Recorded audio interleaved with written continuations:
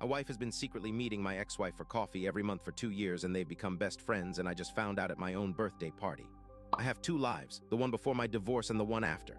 My ex-wife Karen and I split 7 years ago, amicable. No drama, we just didn't work. I met my current wife Sarah 3 years later. They've never met. Different circles, different worlds, clean separation, that's what I thought. My birthday was last Saturday. I walked over to Sarah. I said, "Why is Karen here?" Sarah said, "I invited her." I said, "Why would you invite my ex-wife to my birthday party?" Sarah said very casually, like she was telling me dinner was ready because she's my friend.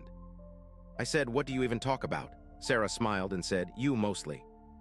I pulled my best friend Mike aside. I said, "Did you know about this?" He said, "Everyone knows about this. They're in a book club together." A book club. They're in a book club. My wife and my ex-wife sit in a living room once a month discussing literature and probably every failure of my emotional intelligence since 2012. I tried to process this. On one hand, it's mature, it's healthy. It's 2 adults being civilized. On the other hand, it's a nightmare. The time I got lost in our own neighborhood because I wanted to take a new route and ended up in a different zip code. I asked Sarah later that night, "Has Karen told you anything embarrassing about me?" Sarah said, "Define embarrassing." I said, "Anything I haven't told you myself." She said, "The harmonica." She knew about the harmonica. She said Karen also told her about the time I tried to surprise Karen with a romantic dinner and accidentally set the kitchen curtains on fire. We have a group chat, I'm not in it.